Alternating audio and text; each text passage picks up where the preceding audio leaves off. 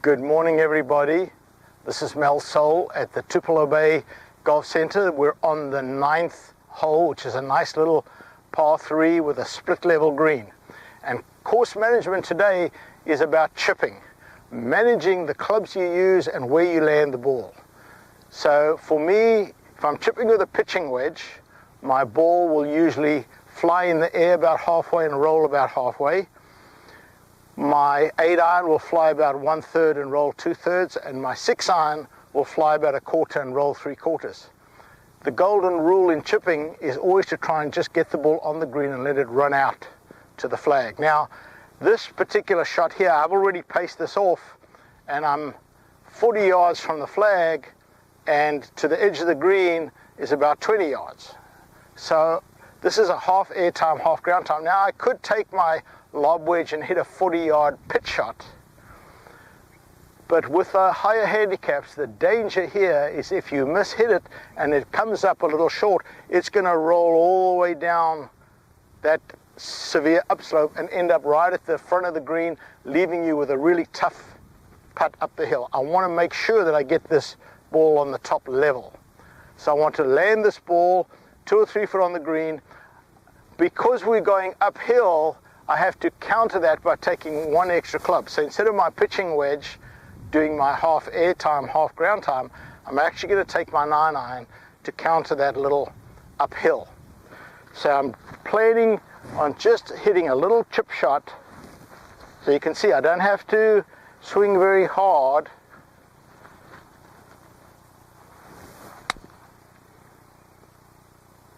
And you can see that ball rolled up very nicely up onto the top level, leaving me with about a 10-foot putt. So if I'm a little closer, I'm going to get my other clubs here. If I'm a little closer,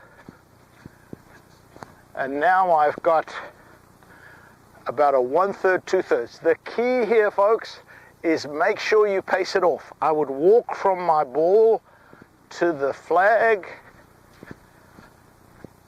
I'd walk all the way to the flag, and I know, because I've paced it off already, that it's 30 paces. I would walk back to here.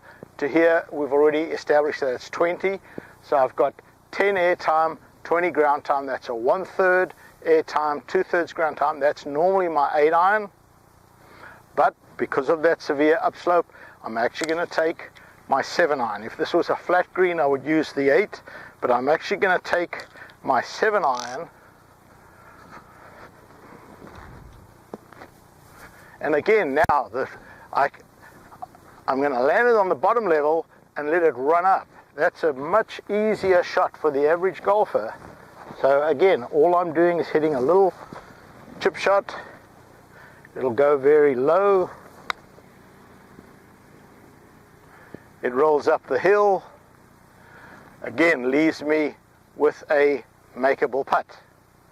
And then finally, when I'm really close to the green and I've got about 1/4 air time and 3/4 ground time, now I can take a 6-iron. Now, a lot of you are going, wow, I've never chipped with a 6-iron before. Go and practice it. This is a fun shot and it's an easy shot. This is much easier to hit a 6-iron here than try and take your pitching wedge. I guarantee you most amateurs hitting their pitching wedge or the sand wedge are going to come up way short and roll back to the front of the green. I know with a 6-iron I'm going to put it on the top level. Even if I don't get it really, really close, I've got it on the top level. I don't have to worry about the severe upslope anymore. So again, I'm going to pace it off. This is the key. This is the course management part, is don't just guess where it is. I want you to walk from the ball to the hole, walk back 3/4 of the distance and say, okay, that's where I have to land the ball. So once I've done that, when I do my practice swing, I always look at where I want to land the ball. So I get a feel. Don't want to look down here at the ground. I want to look where I want to land the ball. And then when I go to the ball,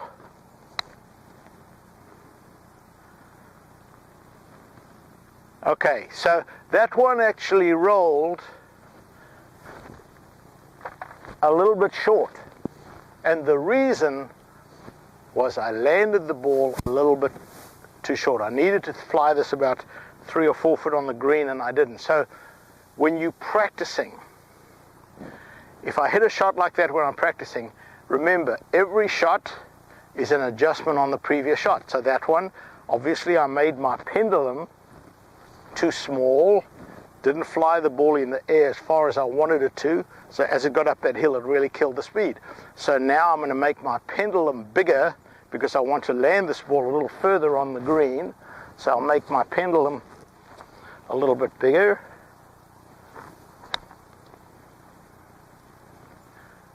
And there it rolled up onto the top level, again leaving me a makeable putt.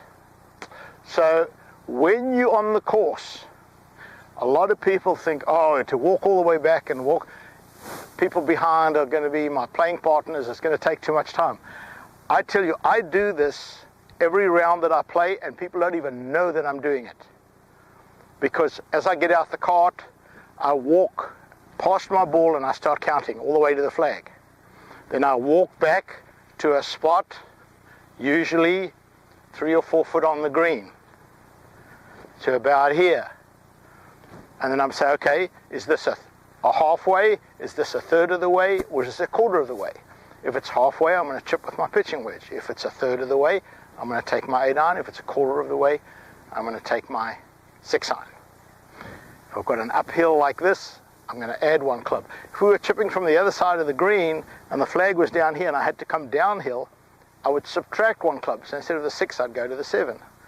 So practice understanding which club in your bag is your 1/4, 3/4, because different manufacturers have different lofts. So sometimes somebody's pitching wedge is not going to be the same as my 48 degree. Maybe your pitching wedge is 45. Definitely the ball's then going to roll further. So go and practice and hit some chips. Find out which is your half air time, half ground time club, which is your 1/3, 2/3, and which is your 1/4, 3/4. Then when you're on the golf course, you know exactly which club to take and exactly where to land the ball for that ball to consistently finish next to the hole. Bring this into your game, you will lower your scores for sure.